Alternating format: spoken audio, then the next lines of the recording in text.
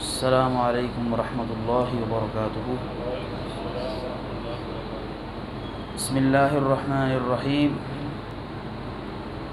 الحمد للہ رب العالمین والصلاة والسلام علی اشرف الانبیاء وسید المرسلین، اما بعد۔ محترم سامعین عزیز مکرم، کل قیام اللیل کے اندر 10ویں سپارے کی تلاوت اللہ رب العالمین کے خاص فضل اور احسان کے ساتھ مکمل ہوئی ہے۔ 10ویں سپارے کی ابتدا بھی اللہ رب العالمین نے جہاد کے ساتھ کی ہے اور اس کا اختتام بھی جہاد کے ساتھ کیا ہے۔ ابتدا کے اندر اللہ رب العالمین نے فرمایا وَاعْلَمُوا أَنَّمَا غَنِمْتُم مِّن شَيْءٍ، جان لو اس بات کو جو اللہ کے راستے میں جہاد کرتا ہے، تلوار کو اپنے سینے کے ساتھ لگا لیتا ہے، ہم غنیمتیں اس کا مقدر بنا دیتے ہیں۔ دنیا کے اندر بھی سرخروئی ہوتی ہے اور آخرت کے اندر تو اللہ رب العالمین نے مجاہد کے ساتھ اور جہاد کرنے والے کے ساتھ جو وعدے کیے ہیں، اس سب کا خلاصہ یہ ہے، کل بھی اس موضوع کے اوپر بات ہوئی تھی، یبشرہم ربہم برحمت منہ ورضوان وجنات لہم فیہا نعیم مقیم۔ جو ایمان لے کے آتا ہے اور دوسرے نمبر پہ اللہ کے راستے میں اپنی جان یا مال کے ساتھ جہاد کرتا ہے، اور تیسرے نمبر پہ مجاہد نے چونکہ ہجرت کرنا ہوتی ہے، اپنا گھر بار چھوڑنا ہوتا ہے، بیوی بچوں کو چھوڑنا ہوتا ہے، یہ 3 کام جو کرتا ہے، ایمان لے کے آتا ہے، جان یا مال کے ساتھ جہاد کرتا ہے اور ہجرت کرتا ہے، اللہ رب العالمین فرماتے ہیں میں اس کو 3 انعامات عطا فرماتا ہوں۔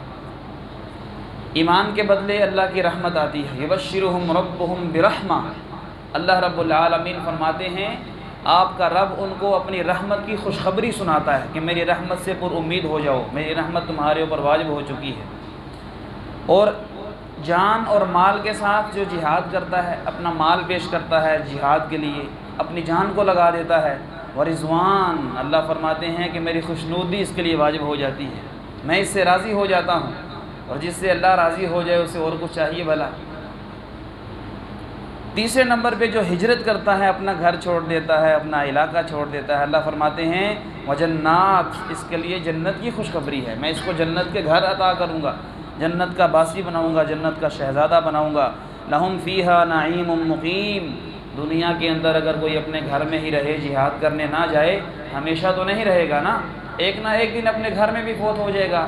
اپنے محلے کے اندر، بازار کے اندر کتنے ہی ایسے لوگ ہیں جو سڑکوں کے اوپر فوت ہو جاتے ہیں، ہاسپٹلوں کے اندر بیچارے ایڑیاں رگڑتے فوت ہو جاتے ہیں، لیکن جو جہاد کے لیے نکل جاتا ہے، اپنی زندگی کو اللہ کے لیے، اپنی جان کو اور مال کو قربان کر دیتا ہے، جنت کے اندر ایسی نعمتیں ہوں گی، لہم فیہا نعیم مقیم، ہمیشہ قائم رہنے والی، ہمیشہ دائم رہنے والی، خالدین فیہا ابدا، اور اس میں بھی انسان کو ہمیشہ ہمیشہ رکھا جائے گا۔ ان اللہ عندہ اجر عظیم۔ یہ سب کچھ بیان کرنے کے بعد فرمایا اللہ رب العالمین کے پاس بہت بڑا اجر ہے۔ سارے اجر تو بتلا دیے، لیکن وہ اپنی شان کے مطابق، اپنی عظمت اور اپنے جلال کے مطابق مجاہد بندے کو انعامات سے نوازے گا۔ خالق و مالک سے اس دعا کے ساتھ کہ اللہ رب العالمین ہمارے اندر جذبہ جہاد کو شعور پیدا کرنے کی توفیق عطا فرمائے اور اس کے ساتھ محبت رکھنے کی توفیق عطا فرمائے۔ صحابہ کرام تو بوڑھے بھی تھے، وہ پھر بھی جہاد کے لیے جایا کرتے تھے۔ ابو سعید خدری رضی اللہ تعالیٰ عنہ کا واقعہ ذہن میں لائیے، ابو ایوب انصاری رضی اللہ تعالیٰ عنہ کا واقعہ ذہن میں ہونا چاہیے۔ 80 سال سے اوپر عمر ہو چکی ہے، سفر جہاد کے لیے صحابہ نکلتے ہیں، صحابہ کو کہتے ہیں کہ مجھے بھی ساتھ لے کے جاؤ۔ انہوں نے کہا کہ آپ بزرگ ہو گئے ہیں، آپ نے نبی علیہ السلام کے ساتھ بھی تو غزوات کیے ہیں، اس کے بعد بھی جنگیں لڑی ہیں، آپ اس میں نہ بھی جائیں تو انشاءاللہ تعالی آپ کے اوپر کوئی قدغن نہیں ہے۔ لیکن انہوں نے کہا کہ اللہ قرآن میں مجھے اجازت نہیں دیتا بیٹھنے کی، اور وہ کون سی آیت پڑھی؟ اسی سپارے کی آیت ہے انفروا خفافا وثقالا، نکلو تم اللہ کے راستے میں، طاقت ہے پھر بھی نکلو، کمزور ہو پھر بھی نکلو۔ اگر تم مجھے کمزور کہتے ہو تو اللہ نے تو کمزور کو بھی نکلنے کا کہا ہے، اگر تم مجھے بوڑھا کہتے ہو تو اللہ نے بوڑھے کو بھی نکلنے کا کہا ہے، مجھے لے کر جاؤ ساتھ، زیادہ سے زیادہ کیا ہوگا، میری موت کا وقت آ جائے گا، تو جہاں پہ میری موت کا وقت ہو مجھے اسی علاقے کے اندر ہی دفن کر دینا، واپس نہ لے کے آنا، تاکہ کل قیامت کے دن میں اللہ رب العالمین کو بتلا تو سکوں کہ جہاد کا جب حکم آیا تھا تیرا تو میں اپنے علاقے میں نہیں تھا، بلکہ تیرے حکم کے مطابق میں نکل پڑا تھا۔ تو جہاد ہی قوموں کی سربلندی اور قوموں کی طاقت اور ان کی عزت کا معیار ہوتا ہے۔ اس لیے تو قرآن پاک نے اور احادیث رسول صلی اللہ علیہ وآلہ وسلم نے جہاد کو اسلام کی چوٹی کہا ہے۔ وزیروۃ السنام ہی الجہاد، اسلام کی جو کوہان ہے نا، اس کی چوٹی اور خوبصورتی وہ جہاد ہے۔ اور جو قومیں جہاد کو چھوڑ دیتی ہیں، جو مسلمان امت جہاد سے بالکل تہ و تیگ ہو جاتے ہیں، اس کو فراموش کر دیتے ہیں، ان کا پھر اللہ رب العالمین کثرت کے باوجود ذلت ان کے مقدر میں لکھ دیتا ہے۔ تعداد بہت زیادہ ہوتی ہے۔ آج دیکھیے نا کتنے مسلمان ہیں، پاکستان کے اندر کتنے مسلمان ہیں، 22 کروڑ سے زیادہ مسلمان ہیں۔ پوری مسلم امت کو دیکھ لیجئے، لیکن اجتماعی طور پہ مسلمان کمزور نظر آتا ہے، مسلمان پریشان اور دکھی اور مظلوم نظر آتا ہے۔ اس کی ایک ہی بنیادی وجہ ہے کہ جہاد کو چھوڑا ہوا ہے۔ اللہ رب العالمین ایسے حکمران عطا فرمائیں، ایسے لیڈر اور ایسے سپہ سالار عطا فرمائیں جو اسلامی حکومت کو نافذ کرنے والے ہوں اور جہاد کا علم لے کر آگے چلنے والے ہوں۔ اس کے لیے مجھے اور آپ کو بھی ضرورت ہے۔ آج کل یہ سیاست کا بازار بڑا گرم ہے، تو میں اس کے اوپر ایک بات صرف عرض کیا کرتا ہوں، وہ یہ ہے ہم جب نماز پڑھنے آتے ہیں مسجد کے اندر تو ہم دیکھتے ہیں نا کہ امام مسجد صاحب کیسے ہیں، لباس کیسا ہے امام صاحب کا، چہرے کے اوپر سنت رسول کو سجایا ہے کہ نہیں سجایا۔ پھر نماز پڑھنے کے بعد ہمارا کوئی سوال ہو ہماری نجی زندگی کے متعلق، ہماری گھریلو زندگی کے متعلق، ہم امام صاحب سے ڈسکس کرتے ہیں۔ اگر تو جواب درست آئے، قرآن و سنت سے ہمیں رہنمائی ملے، ہم کہتے ہیں ماشاءاللہ پڑھے لکھے عالم ہیں، علمی استعداد رکھتے ہیں، ہمارے سوالوں کا جواب دیتے ہیں۔ اگر اس امام کو ناظرہ نہیں پڑھنا آتا ہے، اس امام کے چہرے پہ داڑھی نہ ہو، اس کو امام رکھتے ہیں؟ بولیں، اس کو امام نہیں رکھا جاتا۔ اور مسجد کا امام تو آپ بغیر داڑھی والے کو نہیں رکھتے، مسجد کا امام تو آپ پینٹ شرٹ والے کو نہیں رکھتے، تو ملک کا امام آپ کیسے چوز کر لیتے ہیں بغیر داڑھی والا؟ ملک کا امام کیوں ایسا ہو سکتا ہے، ملک کا لیڈر اور سپہ سالار ایسا کیوں ہو سکتا ہے کہ جس کو قرآن بھی نہیں پڑھنا آتا، جس نے کبھی آگے یہ نہ بتایا ہو میں نماز کہاں پڑھتا ہوں، میں نماز جو ہے وہ باجماعت پڑھتا ہوں، میرا کیا مسلک ہے، میرا کیا طریقہ ہے۔ یہ روٹی کپڑا اور مکان یہ مسلمانوں کا نعرہ ہوتا ہے۔ مسلمانوں کا نعرہ کیا ہوتا ہے؟ قرآن، سنت اور جہاد، قرآن، سنت اور حیا۔ بے حیائی کو ختم کیا جائے گا، میں شرک کا خاتمہ کروں گا اس ملک کے اندر سے، میں بدعت کو ختم کروں گا۔ ایسا کوئی حکمران آئے اس کی سپورٹ کرنی چاہیے۔ اللہ رب العالمین ہمیں بھی اپنے اندر یہ جذبہ پیدا کرنے کی توفیق عطا فرمائے کہ حق بات کو سپورٹ کرنے والے ہوں۔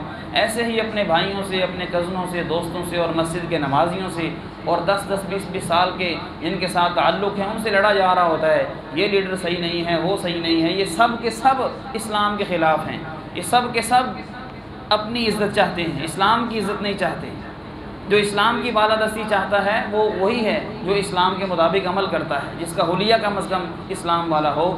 اللہ رب العالمین ہمیں توفیق عطا فرمائے کہ ہمارے اندر یہ شعور پیدا ہو کہ ہم ایسے لیڈر کو آگے لے کے آئیں جو اسلام کو بیان کرتا ہے۔ امامت صغریٰ بھی نبی علیہ السلام کروایا کرتے تھے نا، امامت کبریٰ بھی نبی علیہ السلام کروایا کرتے تھے۔ آپ کے بعد دیکھیے آج کل لوگ کہتے ہیں اور جی اس سیاست کے اندر نا علماء کا کیا کام ہے، یہ سیاست تو چوروں اور لٹیروں کا کام ہے۔ بالکل غلط بات ہے۔ اگر آپ میں سے بھی کوئی بندہ یہ ذہن کے اندر بات رکھتا ہے تو یہ بات غلط ہے۔ اور سیاست انبیاء کا کام ہے۔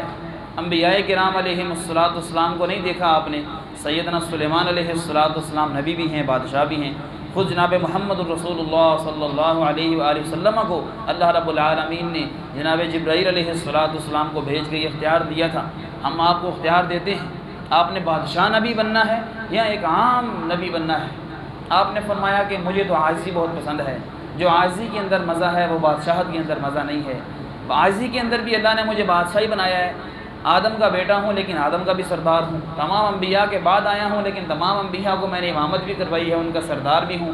میرے آنے سے پہلے اللہ نے ان سے میری صداقت کے وعدے لیے ہیں، میری نصرت کے وعدے لیے ہیں، تو میں عاجز بندہ ہی بننا چاہتا ہوں۔ اس کے باوجود آپ علیہ السلام نبی بھی ہیں اور پوری خلافت اور پوری رعایا کے سربراہ بھی ہیں، سردار بھی ہیں۔ آپ کے بعد سیدنا ابوبکر صدیق ہیں، عمر فاروق ہیں۔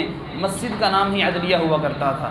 جب سے یہ مساجد کو علیحدہ کیا گیا ہے، عدالتوں کو علیحدہ کیا گیا ہے، تو کفریہ نظام ہماری عدالتوں کے اندر رائج ہے۔ آگے چل کے میں زکوٰۃ کی بات آپ سے کرنے والا ہوں، تو وہاں پہ بھی یہ باتیں ہیں کہ کچھ لوگ بیچارے ہماری عدالتوں میں ایسے فضول میں ہی پھنسے ہوئے ہیں، ان کے اوپر کوئی کیس نہیں ہے، کوئی گناہ نہیں ہے، کسی کو سزا ہو چکی ہے، پوری زندگی کے لیے وہ قید ہے، اور کسی کے اوپر اتنا جرمانہ ہے، اتنا ہرجانہ ہے کہ وہ ادا کرنے سے قاصر ہے، تو ایسے لوگوں کی بھی مدد کر کے ان کو زکوٰۃ کی مد میں پیسے دیے جا سکتے ہیں۔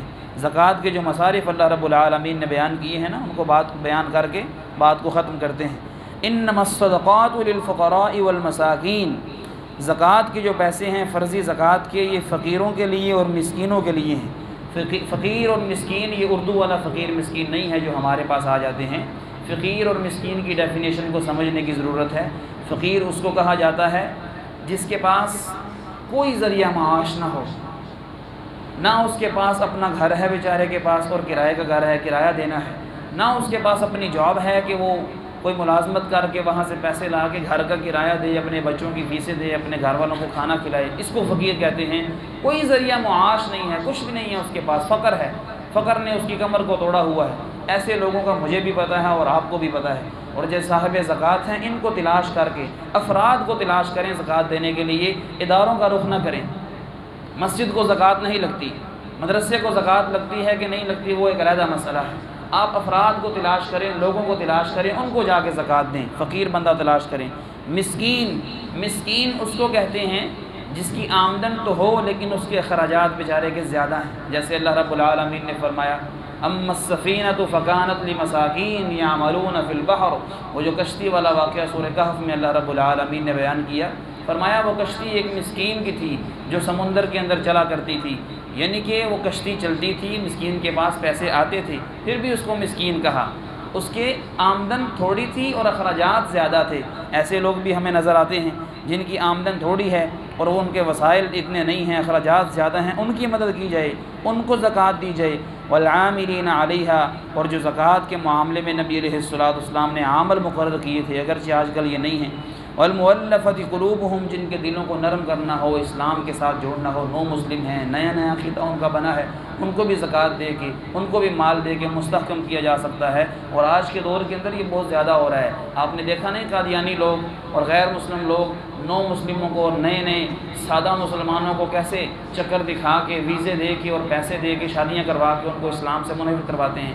تو ایسے دور کے اندر ضرورت ہے اسلام کے اندر زکوٰۃ کا سلسلہ ہو پورا کا پورا، اور جو ایسے نئے نئے مسلمان ہیں ان کی مدد کی جائے، ان کی شادیاں کروائی جائیں نوجوانوں کی، ان کو گھر دیے جائیں تاکہ وہ اسلام کے اوپر کاربند رہیں۔ وفر رقاب، اور گردنوں کو آزاد کروایا جائے جن کی گردنیں پھنسی ہوئی ہیں، اس کا ذکر میں نے بھی کیا، عدالتوں کے اندر جو معاملہ چل رہا ہے۔ والغارمین، اور جن کو چٹی پڑ گئی ہے، غارمین کہتے ہیں کہ جن کو دیوالیہ ہو گیا، اچھا بھلا کاروبار چل رہا تھا، ٹھیک ٹھاک تھے معاملات، لیکن اس کے اوپر بیچارے کے اوپر دکان کا حادثہ پیش آ گیا ہے، گھر کے اندر کوئی ایسا شخص بیمار ہوا ہے کہ سارا پیسہ اس کے اوپر لگ چکا ہے، اب اس شخص کو بھی زکوٰۃ دی جا سکتی ہے جو بالکل صحیح تھا، سلامت تھا، لیکن کسی مصیبت یا پریشانی یا بیماری یا آزمائش نے اس کے حالات کو فقیر اور مسکین جتنا بنا دیا ہے، یا اتنا بنا دیا ہے کہ اس کے اوپر زکوٰۃ لگ سکتی ہے۔ وفی سبیل اللہ، اور اللہ کے راستے کے اندر بھی، یہ اس سے مراد جہاد ہے، جو مجاہد ہے اللہ کے لیے نکلا ہے اس کو بھی یہ اپنا زکوٰۃ کا مال دیا جائے۔ اور فی سبیل اللہ سے مراد وہ بھی ہے جو علماء ہیں، دین کے لیے نکلے ہیں، اپنے گھر بار کو چھوڑا ہے، بیوی بچوں کو چھوڑا ہے، دنیا کے کاروبار اور دھندے کو چھوڑا ہوا ہے، ان کو بھی زکوٰۃ دی جا سکتی ہے اگر ان کو لگتی ہے تو۔ مسجد کے خدام ہیں، مسجد کے عمال ہیں، اگرچہ مسجد پہ زکوٰۃ نہیں لگتی، میں نے دوبارہ بتلایا آپ کو، لیکن مسجد کے خدام کے اوپر زکوٰۃ لگ سکتی ہے اگر وہ مستحق ہے تو۔ وابن السبیل، اور جو راستے کا بیٹا ہے، مسافر کے اوپر بھی زکوٰۃ لگ سکتی ہے۔ ایک شخص کا علاقہ نہیں ہے، وہ سفر کے اندر نکلا ہے، اپنا مال اور سامان ساتھ لے کے نکلا تھا، لیکن راستے میں چوروں نے اس کو لوٹ لیا ہے یا کوئی اور مصیبت اس کے اوپر آ گئی ہے تو اس کو بھی زکوٰۃ دی جا سکتی ہے، اگرچہ وہ امیر ہی کیوں نہ ہو۔ نبی علیہ الصلوۃ والسلام کی وہ حدیث ہے نا، آپ نے فرمایا کہ مسافر اگر گھوڑے کے اوپر سوار ہو کر بھی آئے نا اور وہ بھی پیسہ مانگے، زکوٰۃ مانگے، تو اس کو بھی دے دو، کیونکہ وہ بیچارہ مسافر ہے، اس کی سواری کی طرف، اس کے کپڑوں کی طرف نہ دیکھو۔ پھر فریضۃ من اللہ، یہ اللہ کی طرف سے فریضہ ہے، لازم ہے، ضروری ہے کہ زکوٰۃ دی جائے، اور یہ اسلوب بھی اللہ نے بتلا دیا، یہ راستے بھی اللہ نے بتا دیے، ان لوگوں کو زکوٰۃ دی جائے گی، ان کے علاوہ زکوٰۃ نہیں دی جا سکتی۔ اللہ علیم حکیم، اللہ رب العالمین خوب جاننے والے اور خوب حکمتوں والے ہیں۔ خالق و مالک سے اس دعا کے ساتھ اللہ رب العالمین ہمیں سن کر عمل کرنے کی توفیق عطا فرمائے اور ہم سب کو باجماعت 5 وقت کا پکا اور سچا نمازی بنائے، اور جس طرح ہم آج اللہ رب العالمین کے گھر میں جمع ہیں، خالق و مالک ہمیں اپنی جنتوں کے اندر جمع فرمائے۔ وآخر دعوانا ان الحمد للہ رب العالمین۔